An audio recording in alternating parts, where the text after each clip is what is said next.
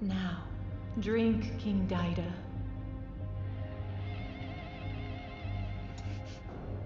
You would have me drink this? Once you do, you will gain the almighty power of King Boss, a power unrivaled in this world. I won't.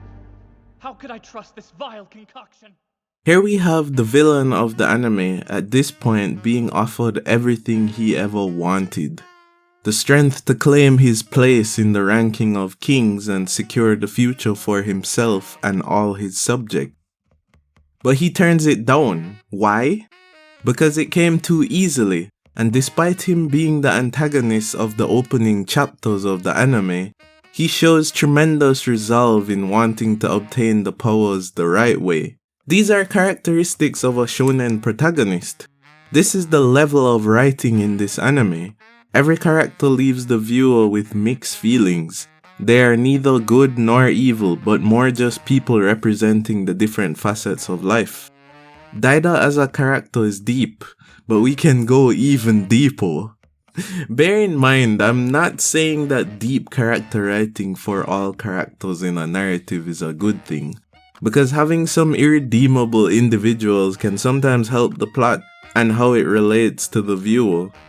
I actually think that this anime in some ways is hurt by how detailed and deep all its characters are. I'll go into some of that later in the video.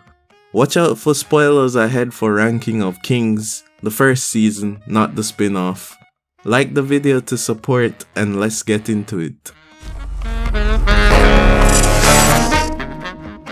One-dimensional villains in lesser stories would hurriedly take the power that was offered to Daida and go to ruin. Instead, Daida opts to get stronger the slow and difficult way, in the same manner that your favorites like Rock Lee or Tanjiro would go about it. Daida's feelings towards the protagonist are also complex and ever evolving as the story unfolds.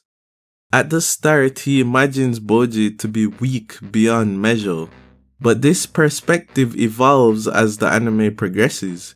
We also get flashbacks showing his love for his brother before the grip of ambition took over. Then there is Queen Healing, Daida's mother. She is also somewhat shown as a villain in the early chapters, as she doesn't want the first Prince Bojji to ascend the throne as the rightful heir, but instead wants her son Daida to do this. She eventually succeeds in pushing Bojji out by convincing the king's closest advisors. Despite her actions, she actually loves Bojji like her own child. She looks over him and heals him when he falls to injury. In her own way, she is protecting him by not giving him too much responsibility. The audience understands that she is opposed to Bojji's goals, but we are not compelled to hate her because her motivations are not one-dimensional.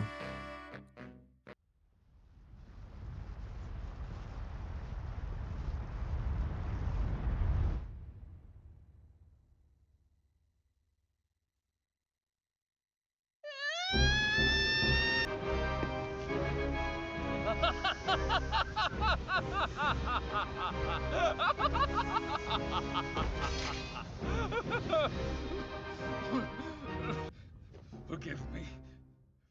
Domas is another complicated one because he is a man of duty, but he has been handed a serious moral quandary. He is ordered to assassinate Prince Bojji, despite being his teacher. Domas carries out the order but is haunted by the act. He becomes a man possessed by regret and goes on a crazy redemption arc.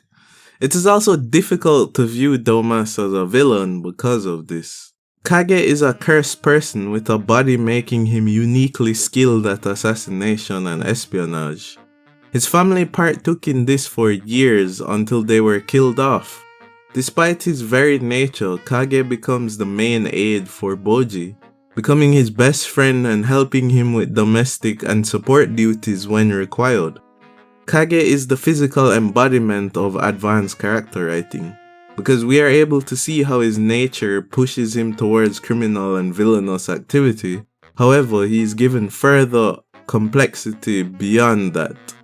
He's still a thief though. Dude always has things in the tuck. King Desha is interesting as well. He is another that his motivation seems directly opposed to that of the protagonist. But he is presented by the anime as neither good nor bad, just a driven man with the interests of his nation on his back.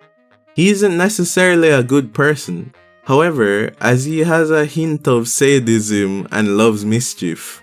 His only motivation is to save his cursed brother, and all damage caused is incidental.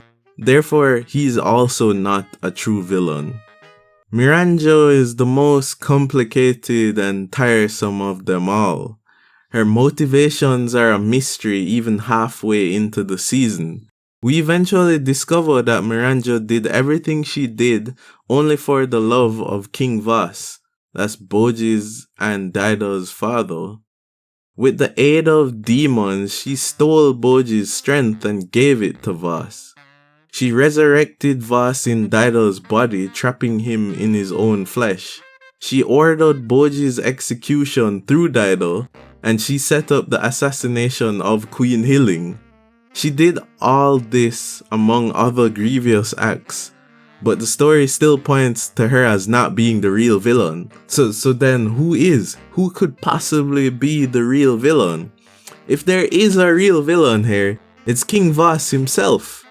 But he is just apathetic to everything going on here. He's aware of all of Miranjo's plans and schemes, but he turns a blind eye to it out of love for her. He seems bored and unbothered most of the times. I have no clue what that dude was thinking throughout the story. Ironically, the only one-dimensional character in this anime is Bojji himself. Bojji is a sweet soul, uncorrupted by the world around him. Maybe because he can't hear it or interact with it. Maybe it's less that he lacks dimension, but the struggling hero is not a unique or interesting archetype in anime.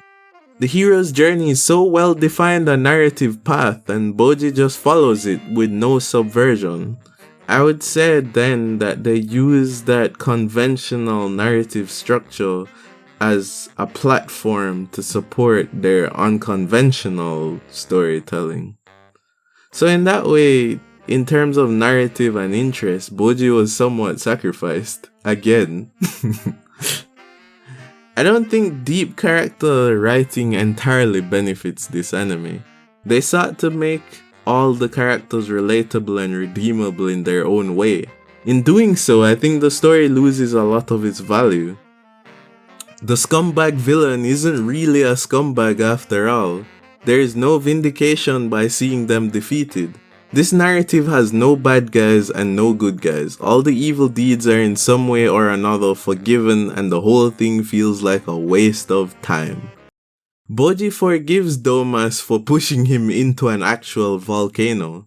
Queen Healing, Daido's mother, not only allows her son's attempted murder, who is her husband's mistress, to marry her son, but endorses the marriage.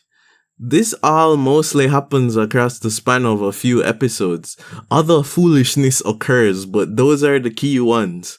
One of my favorite films ever is Avengers Infinity War. It's really cool because of how relatable Thanos is. He is like an anti-hero as opposed to a villain.